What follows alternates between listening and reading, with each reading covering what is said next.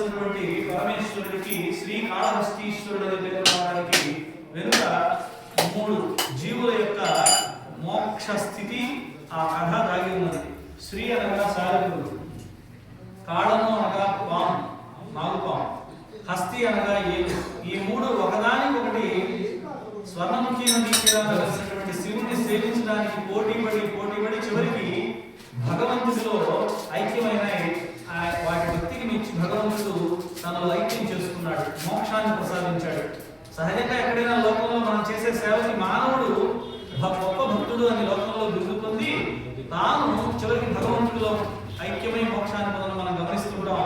కానీ ఇక్కడ ప్రత్యేకత ఒక సాలెపుడు, చిన్న కీటకం, ఒక విషసర్పము, అలాగే శరీరంలో పెద్దదైనటువంటి ఆకారం కలిగిన జంతువైన ఏనుగు, ఈ మూడు కూడా శివుణ్ణి సేవించడంలో ఒకదానికొకటి పోటీపడి భగవంతుడి యొక్క మోక్షానికి అర్హమైన భక్తి అంటే ఇలా ఉండాలి అని చెప్పినటువంటి గొప్ప భక్తి పాత్రమైనటువంటి జీవులుగా లోకంలో వర్ధిలినై, అందుకే ఆ స్వర్ణముఖి నది తీరాన వెలిసిన శివుడికి శ్రీ కాళహస్తి, వీటికి మోక్షాన్ని కల్పించిన ఈశ్వరుడు కాబట్టి శ్రీకాళహస్తీశ్వరుడు అనేటువంటి గొప్ప పేరుని పొందాడు.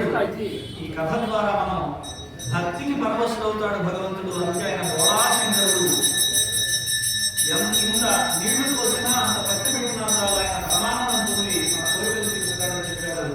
ఈ రోజు మహాశివరాత్రి, మాస శివరాత్రి, కార్తీక మాసంలో మహాశివరాత్రి శివునికి విష్ణు బాగా ప్రీతిపాత్రమైన రోజులు.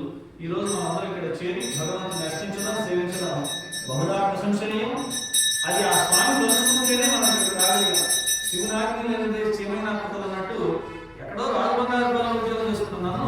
ఈ రోజు ఇక్కడ ఈ కార్యక్రమంలో పాల్గొంచుకున్న మురళీ గారు కోరడం జరిగింది. అడగడమే మహద్భాగ్యం అంటూ నేను కూడా వచ్చి ఈరోజు పాల్గొంచుకోవడం నా మహద్భాగ్యంగా, నా అదృష్టంగా భావిస్తున్నా. కాబట్టి శివుడు తను అర్పించుకున్నాడు తన సేవని.